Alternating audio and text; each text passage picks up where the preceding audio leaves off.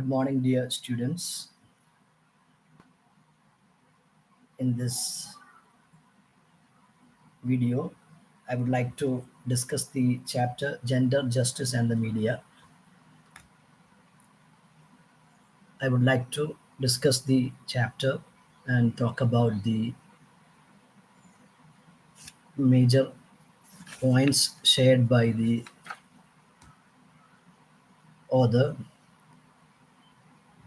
I request everyone to join the live session as early as possible. We will discuss the major points and also we will understand the issues that the author is trying to present. So the topic titled Gender, Justice and Media. This is a chapter prescribed for second semester UG course under Kannur University.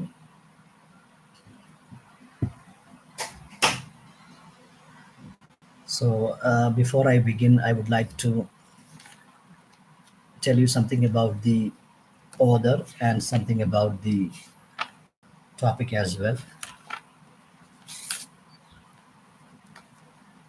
About the author, Ammu Joseph, born in September 1953, is a journalist, author, and media analyst. She is known for her writings on gender, human development, media, and culture. She was awarded the Donna Allen Award for Feminist Advocacy from the US-based Association for Education, Journalism, and Mass Communication, and the UNFPA Laduli Media Award for Gender Sensitivity in recognition of her consistent engagement with gender issues. She has been on the visiting faculty of several institutes of journalism education in India. She is a founder member of the Network of Women in Media India. So the essay is written by Ammu Joseph.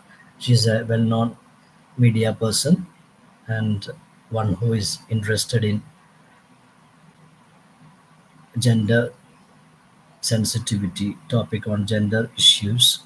So here, this essay, she discusses something about the media presence of women, especially the gender concerns in Indian media context. The essay is about the disparity in the representation of gender in media coverage.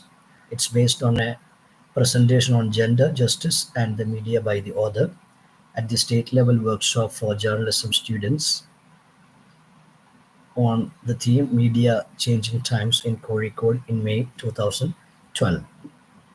Some updated information has been added. The author presents valuable data and study to show different ways in which the two sexes have been presented in the media, like, for instance, percentage of news coverage to stereotypes in media coverage. The essay offers up important questions on why the problem of gender inequality persists and how it is deeply embedded in the manner of media representation.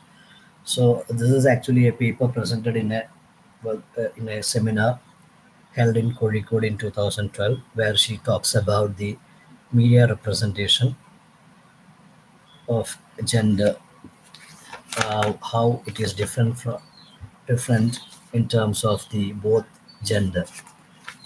So those who have joined, if you can follow my discussion, can type your comments and we will start the session. So those who have joined here can type,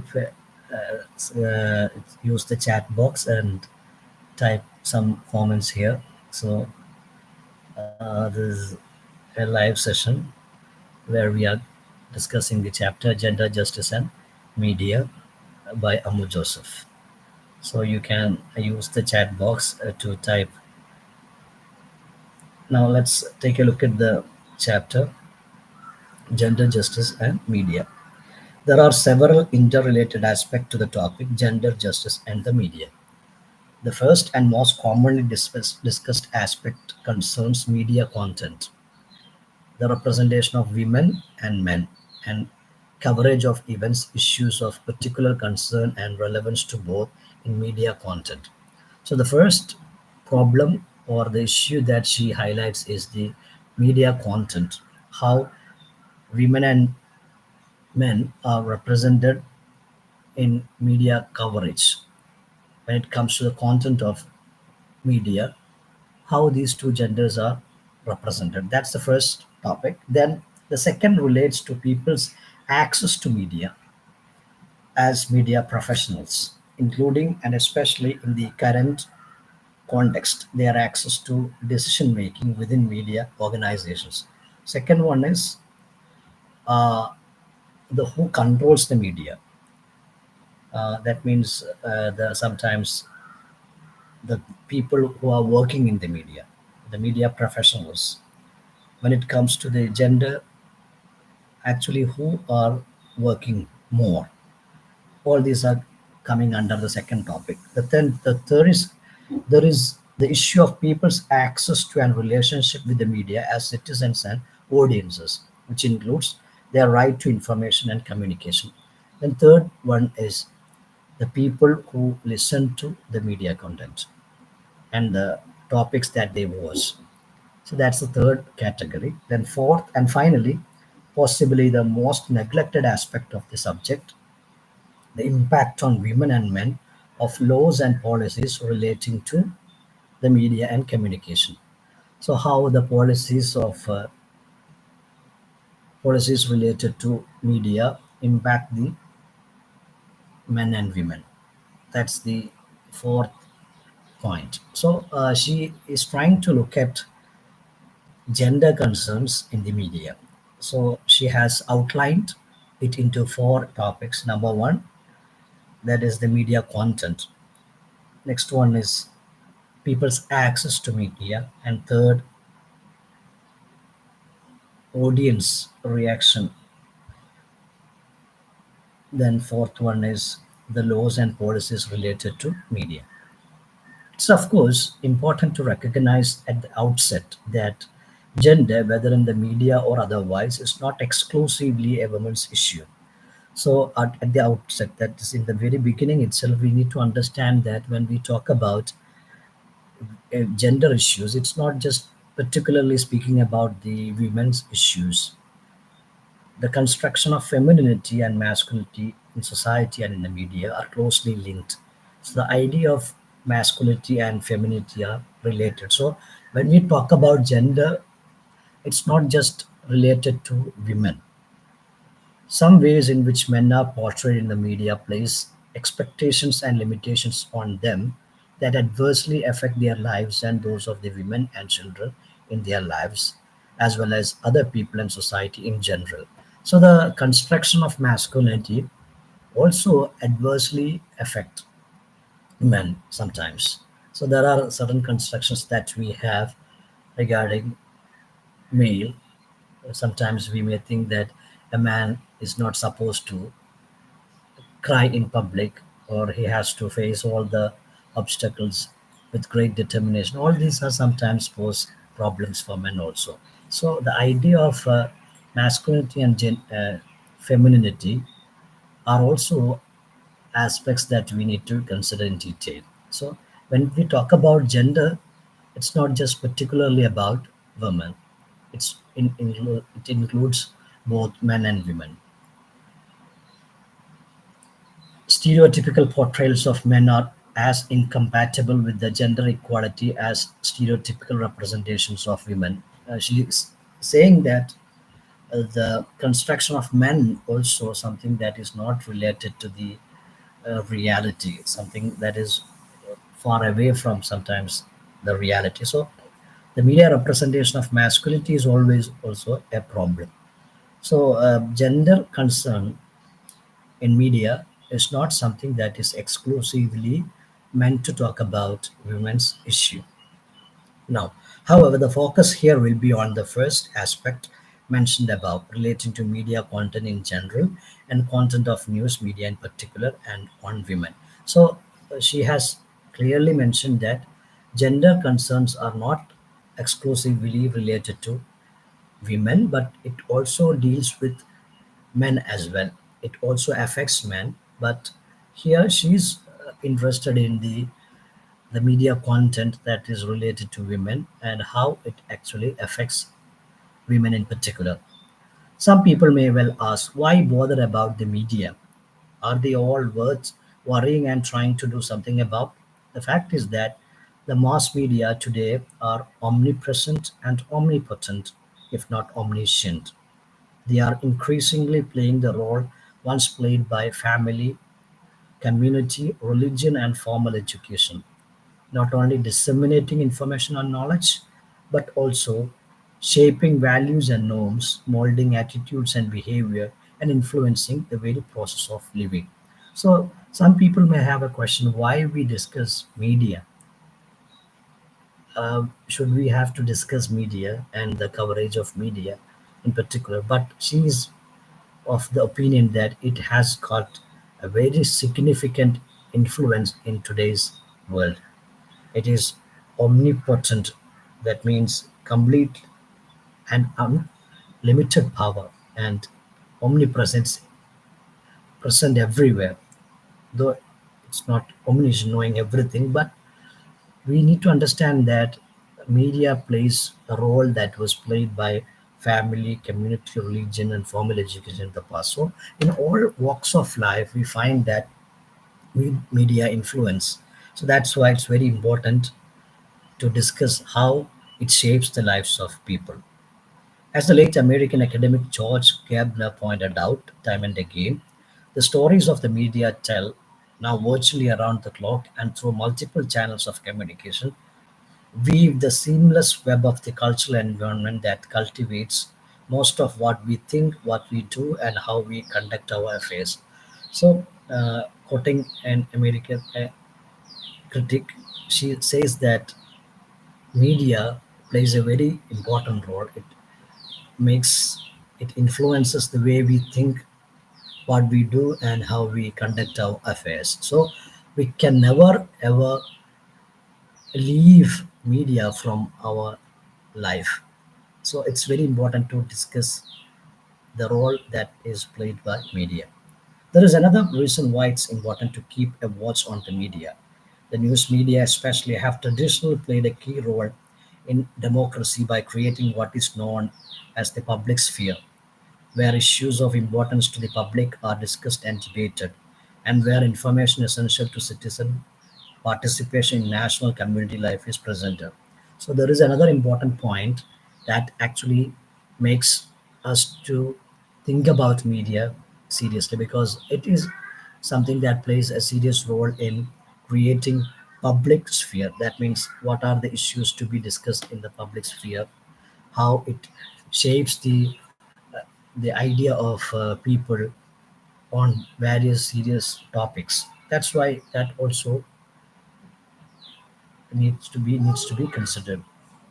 The increased commercialization that is now perceptible in the media make them less able and willing to cultivate and nurture this public sphere, which is indispensable to democratic society, because democracy critically depends upon an informed populace making political choices. So media plays a very important role in deciding continuing the democracy that we have in our country. So, though we are living in a commercialized world, the attitude may have changed a little bit, but even today, the public sphere is constructed with the media interventions. So, it's very important to analyze how media plays a very important role in our life. For people to make informed political choices, it is clearly important that a wide range of political viewpoints, as well as the interests and concerns of all sections of society, including the least powerful, be represented in the media. So people make political choices based on the media content presented to them. So it's very important that media present the lives of people who are least represented. So all walks of life are presented to us through media. So the issues of so-called marginalized people should also be represented. Journalism sets context for national debates on important current events and thereby affects public perception of issues across the socio-economic and political continuum. By determining who has a voice in these debates and who is silenced, which issues are discussed, and how they are framed, media have the power to maintain the status quo or challenge the dominant order. So she is also trying to highlight the way in which media influence the political debates in our country. It actually give voice to certain sections of people and also silence the voice of the other. So in that way, what needs to be discussed in a country is also decided by the media. In that sense, media plays a very significant role. So it's very important for us to analyze how media content is presented to us, how gender is represented there. All these are some of the concerns that we need to address. Till recently, there was little data to support the general impression that women, who constitute at least half the world's and the average country's population, are not proportionally or properly represented in the media even today. The Global Media Monitoring Project, GMMP, the world's longest running and most extensive research on gender in news media, has been yielding an increased amount of data at the international level every 5 years since 1995. The next round will take place in 2020. The GMMP provides a useful snapshot, nothing more, nothing less, of women's presence and role in the news media. Now, she is trying to talk about how women are represented, and we don't have data to actually talk about this. So, she talks about the Global Media Monitoring Project that is actually conducting some kind of or providing some kind of data related to that. So she's trying to quote from the reports made by GMMMP and tries to talk about the representation of women in media. While the 2010 edition covered 108 countries across the world, the 2015 edition covered 114 countries. Both included India, where the Network of Women in Media India (NWMI) coordinated the monitoring. The monitoring exercise in India in 2010 covered print, TV, and radio news in multiple languages. In 2015, it covered print, TV, and internet news also in multiple languages, but not news on radio or Twitter. So she speaks about the GMMP data collection that included India also, and how women are represented in various media in 2010 and 2015. Now, what is the analysis and the assumption of this in these media, analysis? What is particularly disturbing about the findings of the latest available GMMP 2015 is that after excruciatingly slow but nonetheless steady progress in the representation of women in the 15 years from 1995 to 2010, there has evidently been stagnation and even backsliding over the 5 years between 2010 and 2015. These are just a few of the many interesting findings of the most recent survey, which are available online. So she's trying to say that the report suggests that there is considerable decrease in the media representation, though we may think that it is increasing day by day. So she also presents some of the findings of GMMP, that is Global Media Monitoring Project. It analyzes the representation of women in media in different mass media uh, outlets. Globally, women made up only a quarter, 24% of the persons heard, read about, or seen in newspaper, television, and radio news in 2015, exactly as they did in 2010. In other words, there was no improvement over the 5 years. So 24% representation is also only seen in different mass media channels like newspaper and television. And remarkably, we find that there is no improvement over the last 5 years. The overall presence of women in the Indian news media In 2015, print and television was 21%, lower than the global average and lower than the 2010 figure for India. In 2015, we have only 21 percentage of women's presence in media. That is less than the global percentage. Globally, women's relative invisibility in traditional news media had crossed over into digital news delivery platforms. In 2015 only, 26% of the people in the internet news stories and media news feeds combined were women. Only in other platforms, digital platform also, we have only 26% of women represented. At 36%, women appear to be better represented in Indian news websites, that is internet news, than in traditional media, but this figure does not include tweets. So again, when it comes to digital media, somewhat 30%, 36% is represented when we compare it with the traditional media. So this statistics actually presents the way in which the women are underrepresented in mass media.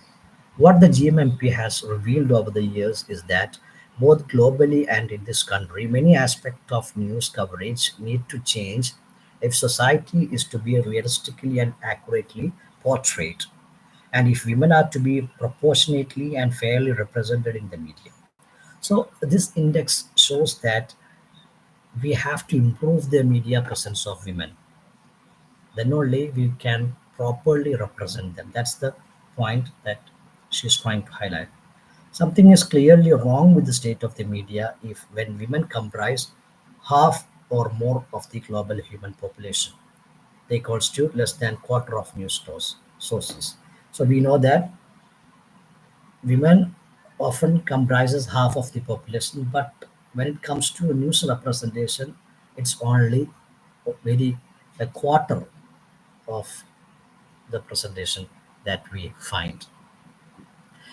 What are the reasons for these poor representation? That's what she is trying to examine next. The main reason why this problem persists despite increased and improved coverage of certain women issues over the years is that gender is still not integrated into general news coverage. As the comprehensive report on GMMP 05 2005 put it, the absence of a gender angle in stories in the hard news topics reflects a blinkered approach to the definition of news and newsworthiness. Yet it is clearly important for the media in their vital role as the fourth estate to reflect the experiences, concerns, and opinions of diverse sections of the population, including the female half of the human race, on the full range of events and issues covered by the media. So the main problem lies in our attitude to gender representation in media. So this has not been taken as a serious concern. That is why so-called hard news, important news that we often mention, is not talking about women issues. So certain areas are highlighted or taken, but mainly we have a problem to actually understand what is the gender concern in media. That's why this is not taken as a main topic. For that to happen, what is required is gender sensitive journalism or journalism as if gender matters. So we need to have gender sensitivity in journalism. So journalists should also understand what gender sensitivity in news reporting and in journalism.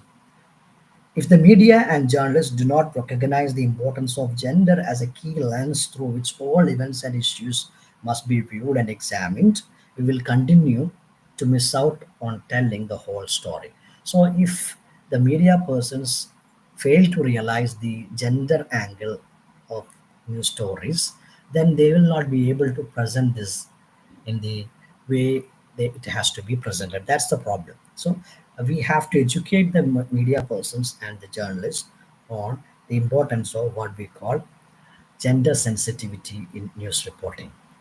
As the introduction to the book Missing Half the Story, Journalism as if Gender Matters points out, A gendered lens allows you to gain deeper insight into all issues that we cover as journalists because events, policies, politics, business, etc., impact men and women differently, just as they do the poor and the rich. Hence, understanding what determines the difference can help us to see dimensions of a story that would otherwise be overlooked. So, quoting from the book, Journalism Missing Half the Story, Journalism as if Gender Matters, she says that only when the media persons understand what gender concerns in media coverage, then only they will be able to look at issues from a gender lens.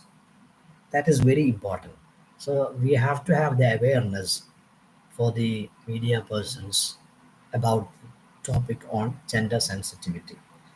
It's high time we got gender out of the ghetto into which it has routinely been pushed and confined. It's time to integrate gender into so called mainstream media coverage instead of continuing to think of it as a soft niche issue that can be left to special interest journalists, leaving real serious journalists to focus on the apparently important hard stuff. So when it comes to women's topics, we often talk about some soft news. That means something related to fashion and food, something like that.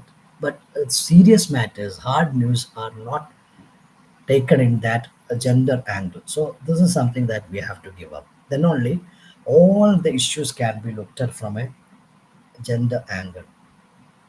Some years ago, when I was teaching on an elective course on covering gender at a well-known then new journalism training institute, I had assigned a student to interview a senior editor specializing in economic affairs about the gender implications of the union budget, which had just been presented in parliament. The student returned dejected, having been sent away with a dismissive question: "What does the budget have to do with gender?" So she's giving an instance where how even senior journalists approach gender issue. So when the budget was presented in the parliament, she while she was teaching uh, covering gender in a reputed institution, she sent one of her students to talk about the gender angle of a union budget to a senior journalist. She was uh, sent away by a very dejecting kind of response. The senior journalist asked, "What does the budget have to do with gender?" That's the question that the media person asked. So it seems that even the media persons have no idea about what gender sensitivity in news coverage. A few years later, when then Finance Minister P. Chidambaram introduced the concept of gender budgeting in Parliament during his presentation of the Union Budget 2005-6, I was sorely tempted to call that editor and remind him of his ill-informed snub. But of course he was and is not alone in his ignorance. But now, more than 5 years since gender budgets entered the parliamentary lexicon, budget analysis rarely highlight the possibly different impact on women and men of policies and programs outlined and provided for in official budgets. So then, Chief Union Minister of Finance Chidambara introduced the term gender budgeting. This the author feels like calling the senior journalist, the editor, and talk about the way she would send her one of her students. But she says that this is not just applicable to one editor, but majority of them have no idea about what gender concerns are in media coverage. So she says that though the term gender budget is introduced in Parliament, less attention has been paid even now on various issues that particularly concern with the men and women. So in the next coming paragraphs, she'll talk about how the issues of gender should be looked at from different angle. So that's what she will be talking about. So I'll discuss that in the next session. Thank you so much. Now we will stop here. Thank you so much for your presence here.